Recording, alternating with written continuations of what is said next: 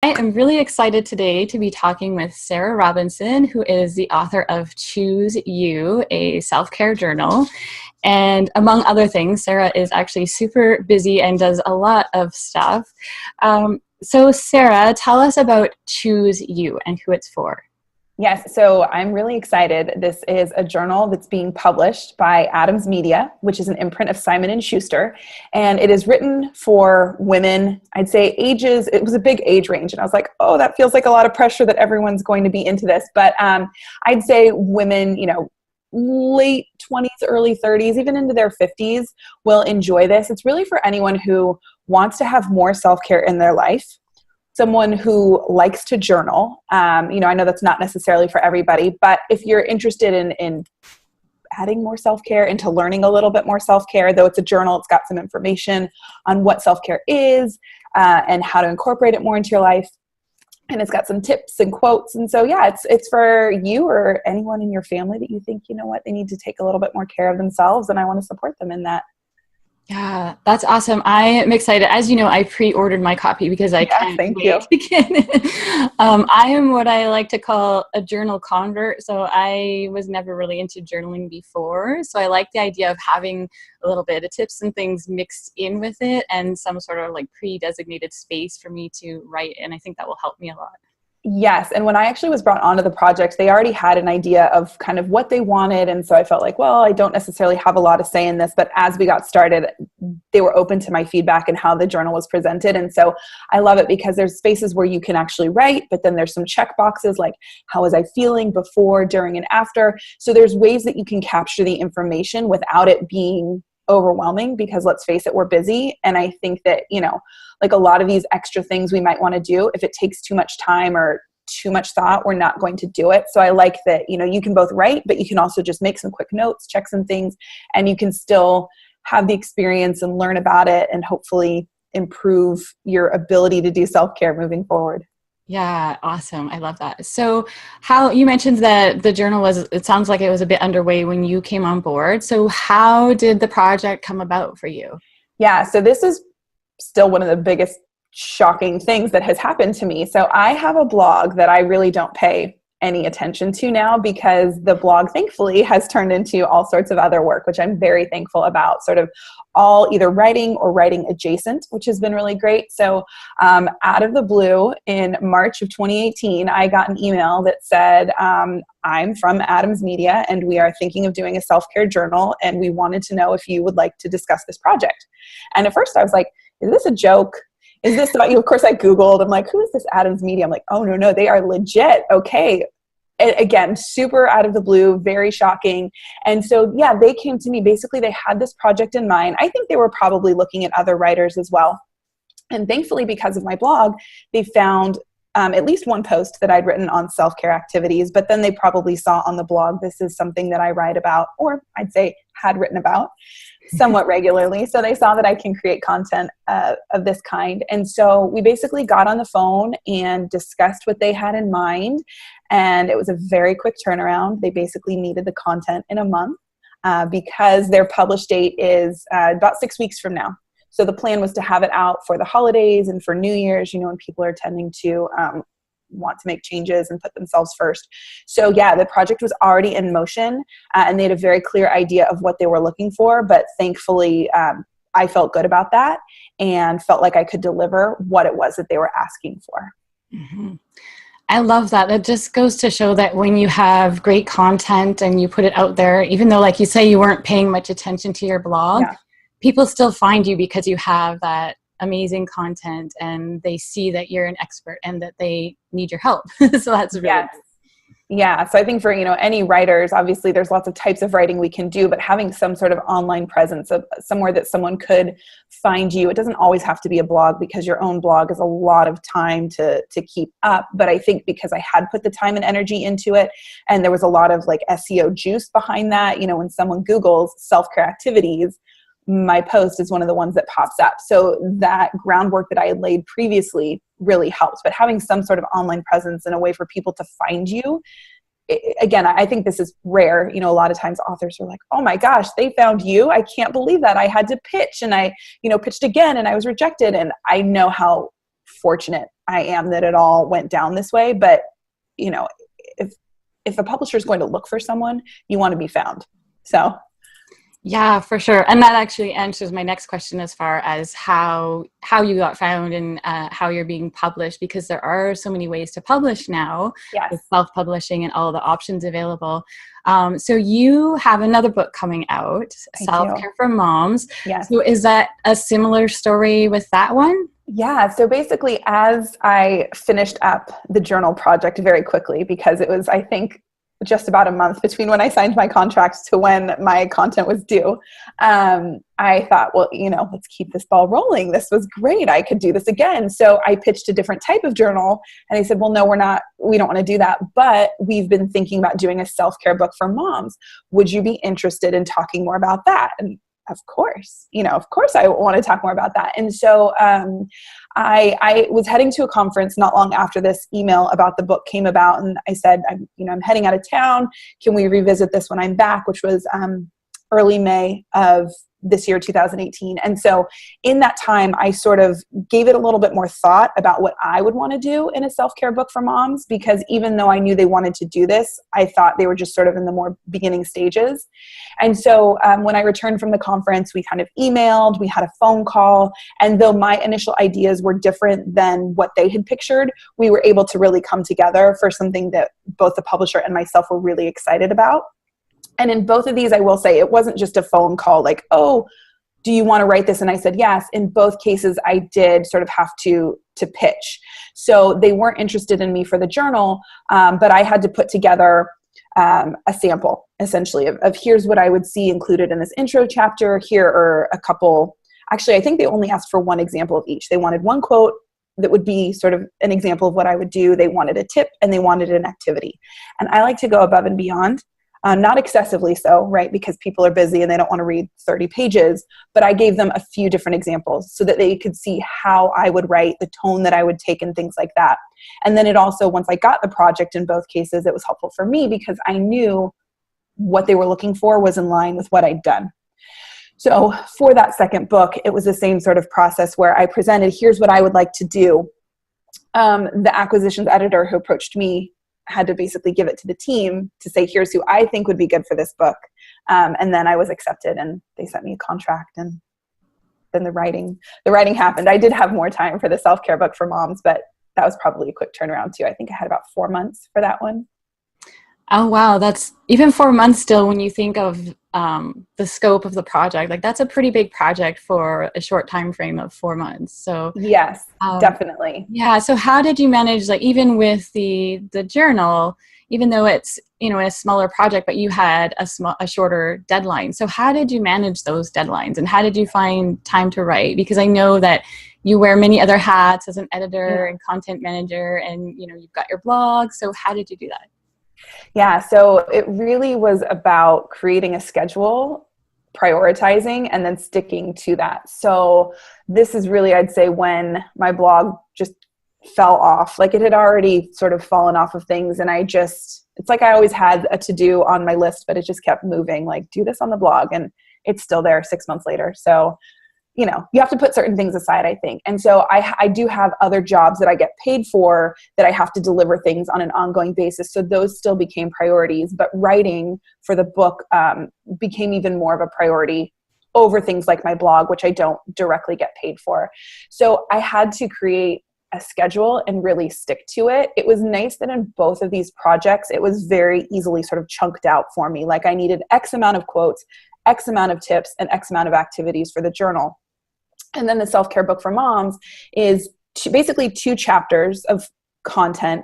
And then the rest of the book is broken down into activities. And I love this. It's a section on 5-minute activities, 15 minutes, 30 minutes, an hour, 2 to 4 hours, and then goals. And this is all for moms. So it's like, if you only have 5 minutes, here's almost 30 activities that you could do with only 5 minutes. Oh. And so because of the way the book was organized, it made it easy for me to go, okay, here's my deadline.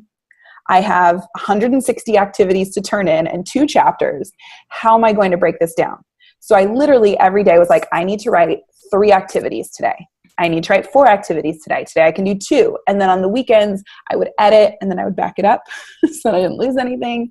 And so I basically just came up with a schedule. So it was really helpful that I was being held accountable by a contract and deadlines. I had to turn in 25% at a certain date, 50% at a certain date, and then 100% by the final deadline. And so even if people are being self-published, I think there's, lessons to take from that of know what your deadline is and figure out the writing that you need to do to make that happen. Consider your editing time as well, and come up with your schedule proactively, and then continue to check in with yourself to make sure you're on track for that. Because at one point I was like, oh yeah, I'll get everything done. And then I realized I hadn't given myself time to put the activities in order.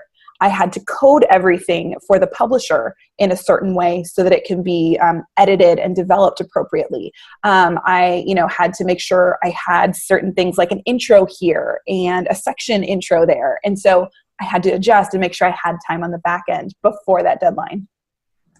I love that. So it was very, sounds like systematized. I mean, to do this part and just sort of chunking everything down and making sure to give yourself just a little bit of leeway in case, like you say, you don't have things ordered in the right way, like the publisher wants it, or maybe you forget something in that kind of.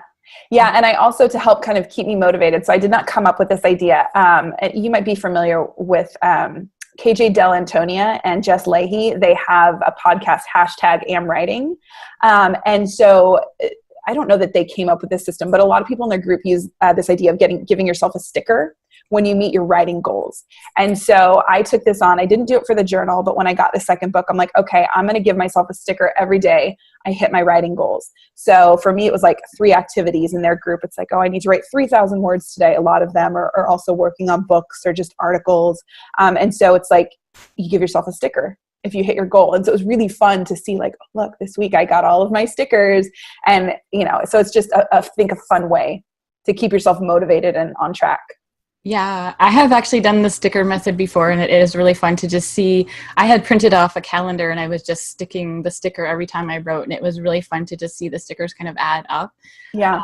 And I haven't heard of that podcast before, but I'm definitely going to check it out now. That sounds awesome. Yeah, they're fantastic. So what advice would you have for writers who aren't published and are looking for a traditional publisher, or maybe even want to self-publish? What would you say to them? So I would say, first of all, my story is not common. So even though, it's like there's all these inspirational stories we see, right? Like, become a freelancer and make $100,000 a year in 6 days or whatever. There's like all these crazy stories. You're like, well, someone did it, so I can too. And I think that is super motivating, but also just know, like, I would have never predicted that, 2 book contracts would land in my lap. And it's not that they just landed there, right? I worked and I laid the groundwork, and when the opportunity came, I seized it and I did really well. So prepare yourself that those things can happen, but then also know that you're probably going to have to put a lot of work into it as well. And consider what your goals are for your book, and if it's something that you really do want to do, because I'm super excited about this, but also writing a book is a lot of work. And so I think you need to ask yourself, why am I doing this?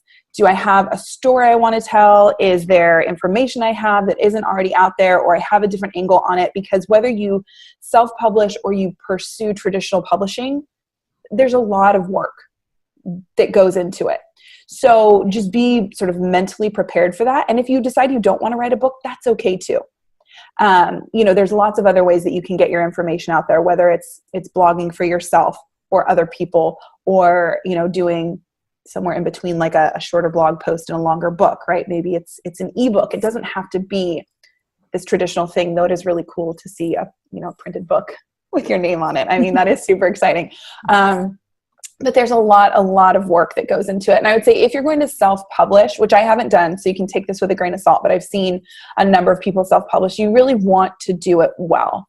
I have a degree in sports psychology. It's kind of where my career started 11 years ago, and it's evolved obviously a lot since then. But I have several colleagues who have self-published, and I've seen really good versions of self-publishing where they took the time, they edited it well, they worked with an editor, they worked with someone on the cover, they, paid to get the layout done. And then I've seen the version that I read it and I couldn't finish it. It was not edited well. I don't know if they brought anyone else on. The pages look off. So if you're going to do it, I would say do it well. And if you're self-publishing, you will have to spend money to make money. So I think, again, for me, that goes back to, well, why are you doing it? If you're doing it to make money, that may or may not happen. So that probably shouldn't be your only driving force in that. And if you are able to go the getting published route, you can pitch directly to the publishing houses. Make sure that you follow their submission guidelines exactly. And you will likely find those right on their website. Do not deviate, like follow it to a T. So if they don't accept submissions, then obviously don't apply, because that's a waste of your time and theirs. You might find that trying to get an agent first is the way to go. I'll say I did not have an agent working with this publisher. I probably could have secured an agent in between the two, but in my mind, I'd already worked with the publisher once. I probably wasn't going to get more money because I was aware of what they were willing to pay. And so to get an agent quickly, I wasn't really going to make that 15% back. So if I continue to pursue published writing, I may look into getting an agent, but you certainly can, because then they will do the reaching out to the publishing houses for you. So that can be a good way to go.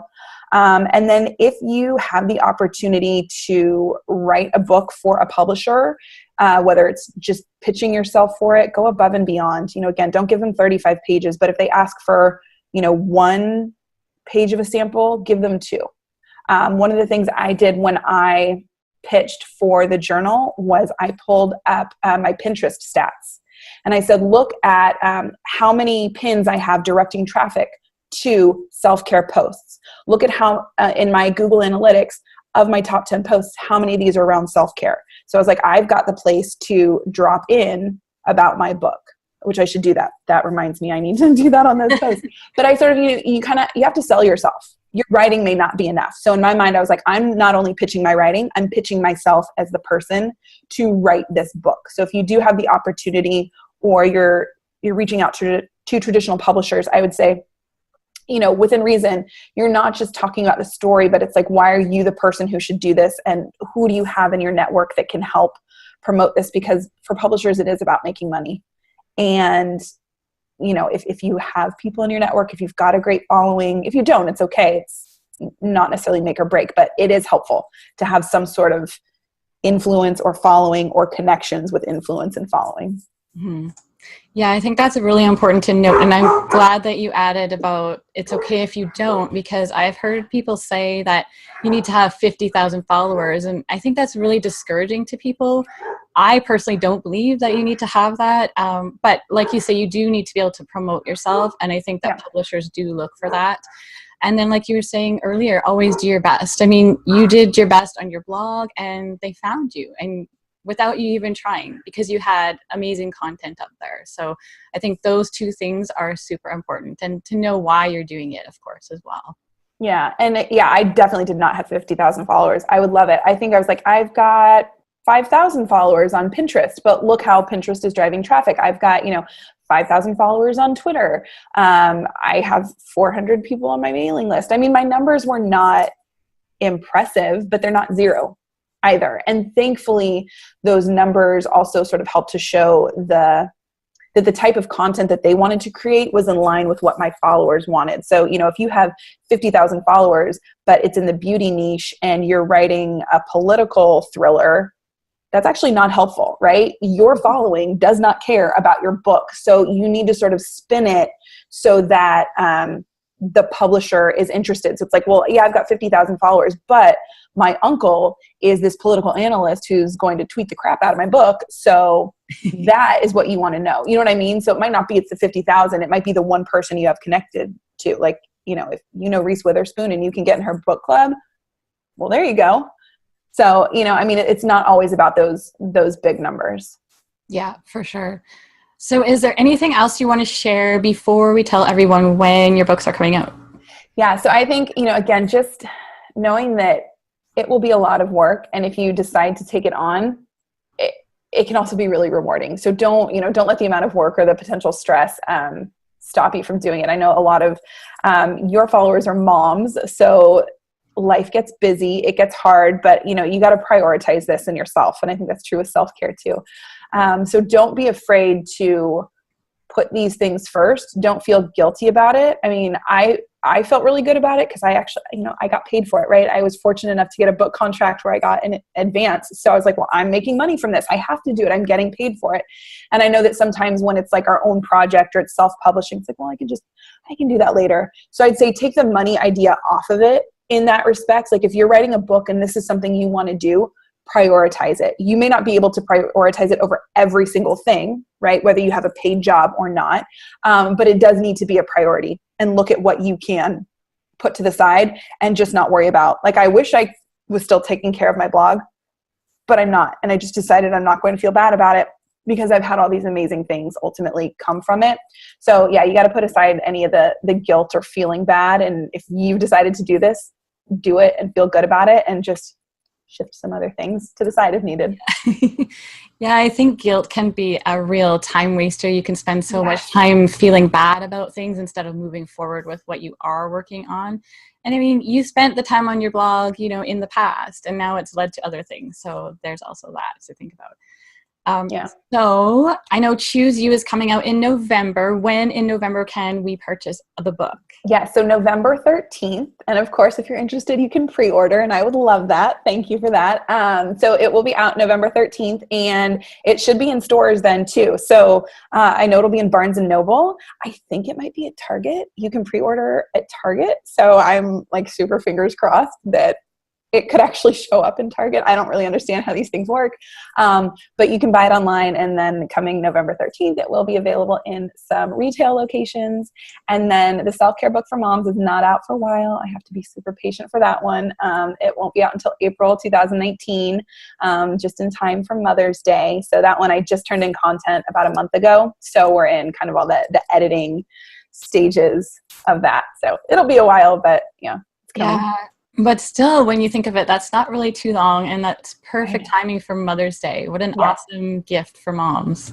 Yes, absolutely. I think I will be buying that for myself. Good. I hope so. Yeah. And I love the journal, but I'm super excited about the self-care book for moms, because with the journal, it's for all women. And so they were like, no, don't talk about kids. I was like, well, can I put if you're a mom? They're like, no, just no mention of kids.